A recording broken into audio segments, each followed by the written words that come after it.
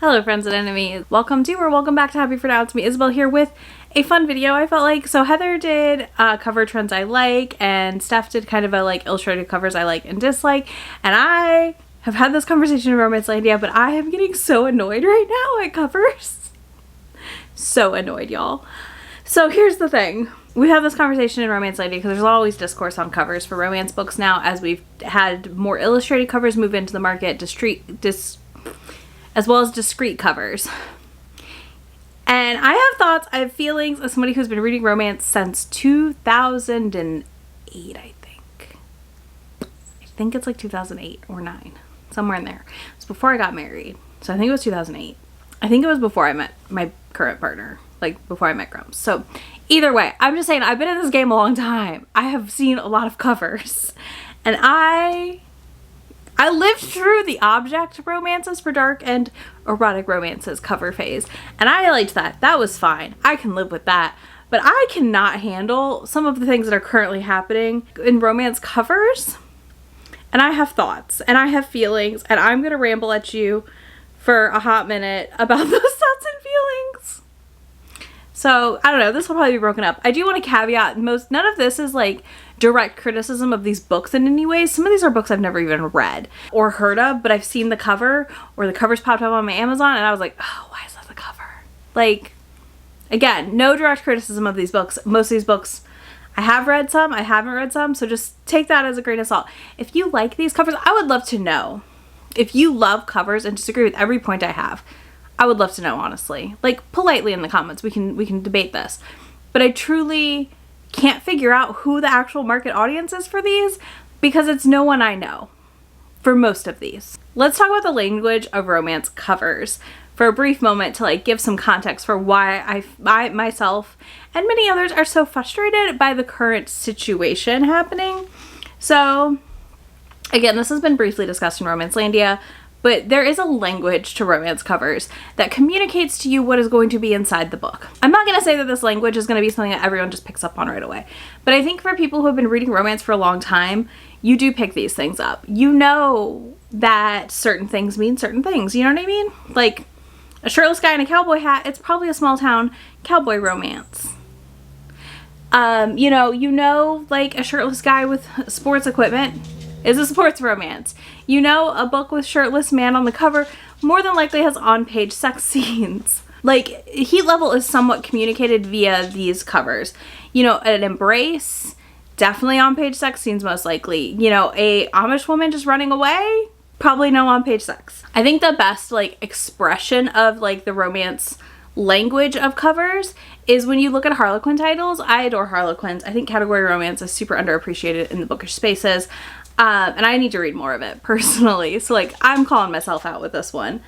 But also, if you look at a Harlequin Desire, which I'll put up here, and a Harlequin Love Inspired, which are closed door, there is no on-page sex. I think they end in a kiss. I've never read one, so I'm guessing here, but I'm 99% sure this is the one that ends in just a kiss. They're very, very much just what people would call clean romance, which is not a word I like to use, but you get my point. Closed door, right? These two covers, you clearly know that this one is going to be something very different than the other book. It doesn't take a lot of knowledge of the romance community, to understand that communication via the cover is the thing. The next issue I have is currently we have had massive crossover between the adult age group and the young adult age group. These are not genres, these are age groups, y'all. Age groups. I will link to Ashley's video where she talks about how YA is not a genre. Authors. So we have had young adult authors come over to the romance side, and romance authors go to the young adult side. And I'm going to show you some Allie Hazelwood covers because I think they're the best example of this. I'm going to pop up 4 Allie Hazelwood covers. You tell me which one you think is the YA. Seriously, think about it. Can you tell? Can you clearly tell what one's YA? It's Check and Mate. If you are an Allie Hazelwood reader and you didn't know, would you pick that up not knowing? Yes. It's okay, but at the same time, what are we communicating to some of the young adult readers who maybe aren't ready for her adult romances. Hers are pretty tame. I would probably let like a 13-year-old read them, but that's just me. But yeah, like we're getting to this point where like a lot of the illustrated young adult covers and the illustrated adult covers to me are identical and near impossible to tell apart. I do think there are some that have done a good job with this. I feel like Rebecca Weatherspoon is a good example. Here's some of her adult covers and her new YA cover. You can clearly tell what her adult titles are versus her YA. I think that's nice. Like, I appreciate the fact that we can do that. But then you get to things like Talia Hibbert's Brown Sister series and her newest one, Highly Suspicious and Unfairly Cute. What's the adult title and what's the YA? If you know, you probably know. But I'm just saying, like, at a glance, you may not know which of these is that. But yeah, I'm very deeply frustrated by the situation of not being able to tell what's young adult and what's adult, even when authors are crossing genres. Another one that I think does a pretty good job, Alicia Rye has a newer, I think it's out, I'm not sure if it's out yet. She has a YA book out, or coming out, and she has adult titles, and you can tell clearly which one's her YA debut. Like, I'm okay with this. Like, I'm okay with the cross-writing. I just want to be able to identify what's adult and what's not when I'm picking up a book. I want to know what I pick up, if it's going to have sex in it or not, and what I'm getting. Whereas a lot of the illustrated covers are just very vague. And we're going to get into it, because I got examples for you now. Okay? We're going to talk about this. So, first up... I want to talk about Discreet covers I recently saw that made me be like, I have to do this video now. And then I watched Heather and Steph's video and I was like, I have to do this video where I talk about illustrated and Discreet covers. So I'm going to also caveat this. I own Discreet covers. I like a lot of Discreet covers. I love the Anna Wong series of Discreet covers. But I think they communicate the series pretty well. And I think I like them because I don't really like the male models. So I like having the option, okay? Like, it's not a shame thing. We know... Obviously, I'm on the internet talking about romance. It's not a shame thing here. Can we talk about Elsie Silver, who I've not even read yet? But just the cover for Flawless alone, this recover, this Discreet cover situation happening? What is this? It is terrible. I hate it. Why couldn't we have kept the people? I don't understand. The people looked great on the cover. It communicated what this book was. All I'm getting from this Discreet cover is some flowers, the thing, I don't remember what it's called, the necktie, the bolo tie, and a bowl. So, like, maybe it's cowboy romance or country, I don't know. But when you look at that people cover, you can tell that this is going to be a small town country or cowboy romance, most likely. Like, there's something communicated there. This mess tells me nothing, barely anything. And then, like, I just feel like the flower random object is just not, it doesn't work for me necessarily. It works for me for some books. There are books that have it that I like. So I'm not going to say every single time, but generally speaking, it's like the sword books, right? Like, I don't know what you're telling me with these flower books. I think of the Scarlett St. Clair books, her Hades and Persephone ones. I'll throw them up here. I don't know what these are. I don't know if these are fantasy. I don't know if these are romance. I have no clue the age group, anything about them, because they're just so bland. Not technically illustrated, but I would call them a Discreet cover. Then we have something like this, which, like, listen, I love these books. I haven't read the whole series, but I love Long Shot. Long Shot, the Hoop series, got recovered and is getting re-released this fall. If you go pick up Long Shot with this cover, you're in for a surprise, because I don't know that this flower situation expresses the intensity of the story. And I love Long Shot. This is no hate to that book, but I just don't think that cover expresses anything about that book or gives you any indication. Now, knowing it's Kennedy Ryan, I know there's content warning page in there, so I'm okay with that. Like, I at least know that, like, people going into this book should see that page and not be, like, completely surprised. But if you are, that cover tells you nothing. I wouldn't even know it's a basketball book, y'all. Like, where's the basketball? Is the orange supposed to represent the basketball? I don't know. But what is this? I hate it. Meanwhile, like, the regular old cover, he was, like, stunning, the model. And I understand that they probably couldn't get rights to do distribution this way. So I get it. But, like, really, I would have loved to see this. Okay. Now we're just going to talk about general trends. And I'm going to put up random book covers that match the thing I'm ranting about. So enjoy a selection of book covers I found that matched my complaints about this situation. All right, the missing face. What is so taxing about adding a face? Because here's the thing, you put a beard on that face. Where are his eyes? Where's his nose? Where's his mouth? Why does he not have a face? Where is his face? I don't understand. And listen, I know it's probably a Canva cover. This is an indie author. But I'm just saying, like, where is his face? But even when you go over here, here's the new Elle Kennedy who, like, I'm not going to read this, but I'm just saying, where's her face? Why are her lips and her hair the same color? We couldn't afford a little color tweak there to, like, make them different colors. But where's her face? She's got lips and teeth. Like, you can see her white teeth. But you get no eyes, no eyebrows, no nose, nothing. Creepy. Like, I just don't understand. I do understand. I'm gonna give you my theories at the end here. But, like, this whole no face thing, I hate it. I hate it so much. And it's almost as bad as when they have like the Elle Kennedy has the lips but nothing else. Like, it's just as bad. Like, both options are terrible. I don't like either one. I really do prefer that in-depth illustrated cover where you see the details of the character. But also, why do, like, half the rom-com covers all look the same? So here's no beard, or here's beard, no face one, and here's another rom-com cover. Like, this is those two covers. That could be any book I read. And I'm somebody who, like, I mean, I organize my books in order. I can pull out books by color and cover, but it's become a struggle for me because of this current situation. Heck, look at even this, like, new Tessa Bailey cover. Like, somebody sent me this one when I was talking about this situation, and they sent me this, they're the original and the new Tessa cover, and look at this. Like, it's a mess. Like, what is this? What is this?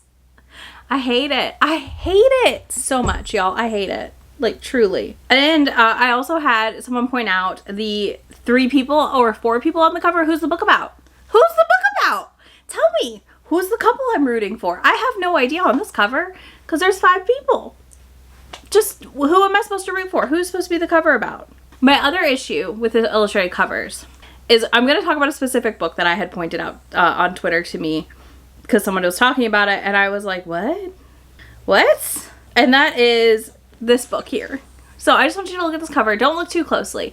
Glance at it. Think for a minute. What are you going to think this is? Like a veterinarian or a doctor romance? Somebody that wears jackets and work.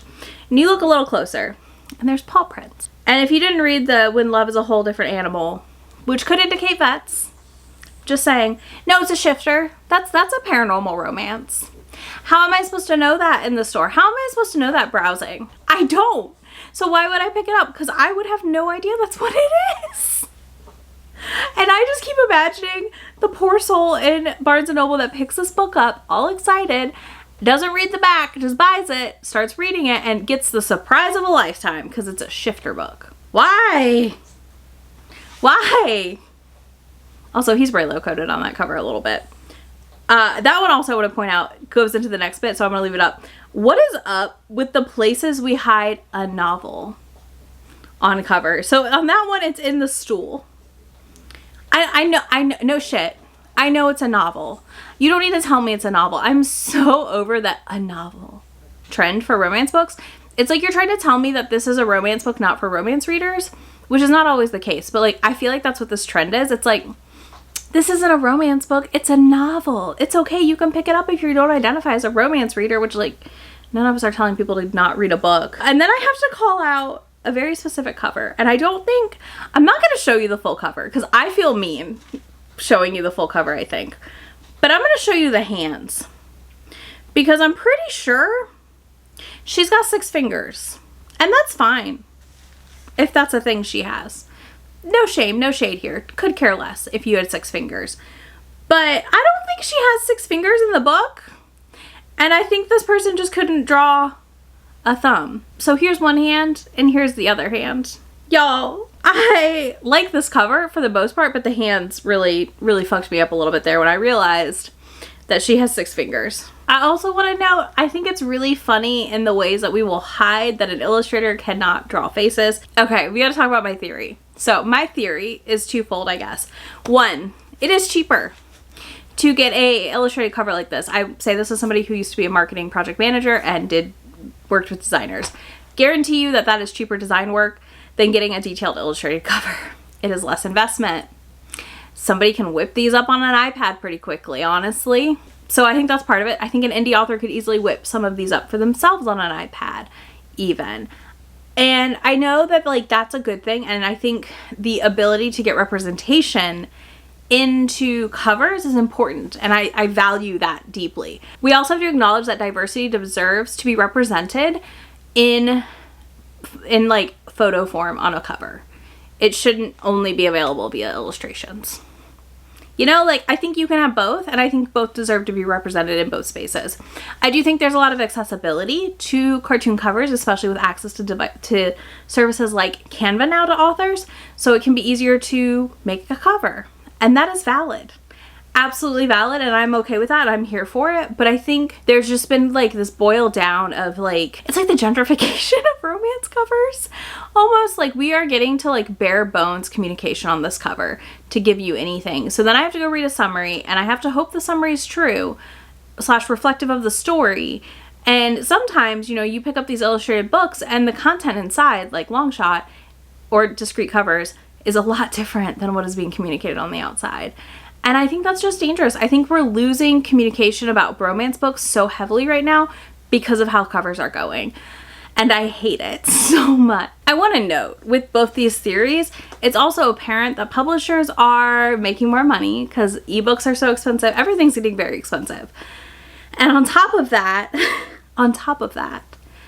they are upping prices for things and paying their workers less and less because publishing does not pay shit. We do need to acknowledge that fact. And they're getting like record-breaking profits because everything's went up in price. So I don't know, maybe we could invest back into some better graphic design stuff. And that's not to say, like, a lot of book cover designers are fantastic. I'm not criticizing them because I don't think it's them. I think this is direction from publishing houses to cut costs. I also want to know, I don't love the term discreet cover, but I don't know what else to call it that like everyone understands. So that's what we're calling it here, because it does feel like a slightly purity culture. Like, I don't want anyone to know what I'm reading. Like, who cares? But also, I mean, I think alternative cover is probably a better option, but again, for the sake of the video, we're going to use the word. I want to know what book you read with an illustrated cover or a discreet type cover, object cover, that was a lot different inside than what that cover told you, if you've got one. And if you don't, tell me what your least favorite cover trends are right now, because I would just love to know. And then if you want a video where I talk about like book covers I love, I can do that, / like book cover trends I love.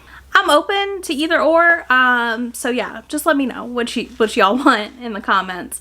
But yeah, that's it for this video. If you made it this far and you don't want to answer those questions, because I guess like I'll give you an emoji, you can leave me a raindrop emoji, because I couldn't film this until the rain passed because it was so freaking dark out. But you leave me a rain related emoji.